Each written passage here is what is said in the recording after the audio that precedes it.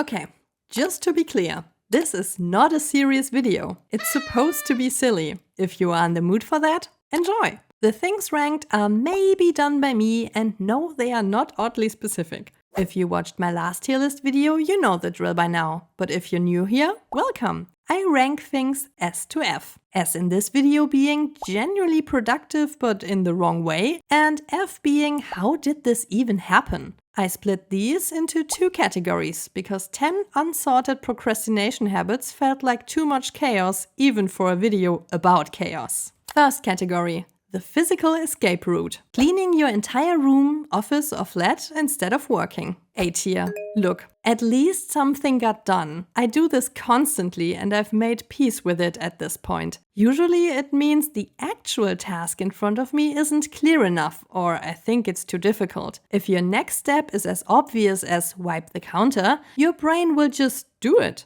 So try making your project's next step exactly that obvious and see what happens. And if you can't, hey, at least you have a spotless space now. Making a perfect color-coded Notion plan for your whole life at 2 AM. E tier, easily. This is planning wearing the costume of doing. I've built entire life systems at 2 AM that I opened maybe for a week and a half and then forgot about it. The plan always looks incredible and then dies quietly the moment when I'm tired or something else comes up. Keeping up with it seems more like a chore than the fun part of setting it up working. Telling everyone your goals so you're accountable. C tier. Sometimes it works, sometimes I just end up with a fake sense of progress because I talked so much about it. Saying the goal isn't the same as doing the goal, but my brain loves to pretend it is. Bonus points for when the people you told about it ask about your progress, but you haven't done anything yet. Waiting for the right mood to start. F tier. That is the worst thing you can do in my experience. The mood almost never shows up on its own, trust me. Usually I have to start first and then the mood shows up 10 minutes in. Annoyed that I didn't invite it earlier. Open the dock, get your favorite drink or snack, maybe light a candle to set the mood and get going. The mood usually follows and you will think, oh, that wasn't so bad, was it? Starting a completely different new project instead. S tier. And I refuse to feel bad about it. Yes, it's still procrastination on the original project, but at least something new exists now instead of nothing. Half my actual finished stuff exists because I was avoiding a different thing entirely. Last week alone, I finally fixed my broken fridge by modeling a broken plastic piece from scratch while procrastinating on paperwork. I still did that in the end, don't worry. Next category, the digital rabbit hole. Watching 4 hours of productivity videos. D tier. I see the irony here, okay? At some point, watching videos about getting things done stops being research and starts being the thing you do instead of the thing. 2 videos max, then you need to get going, okay? Promise?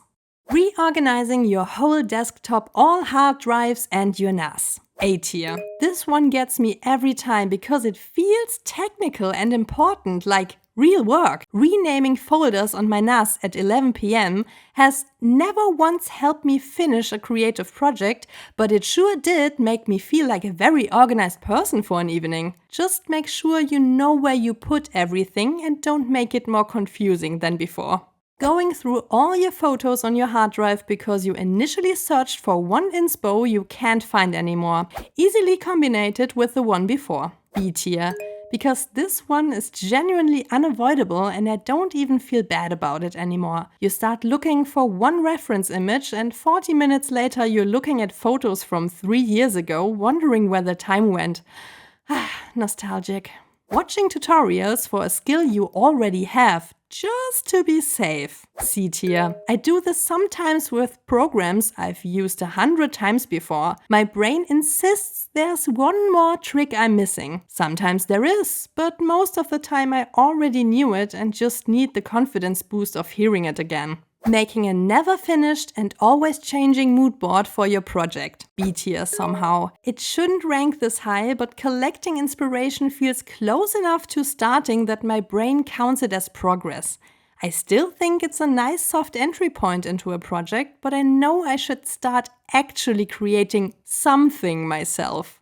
None of these are solutions, obviously. This whole video is just me making fun of myself. So if you saw yourself in one of these, welcome, we're in this together. If that resonated with you, maybe my other more serious videos are worth checking out as well. How would you rank these, and which one do you do? Tell me your S-tier procrastination move in the comments. I want to try it. And don't be too hard on yourself for procrastinating. Too much internal pressure only makes it worse. So be kind to yourself and others.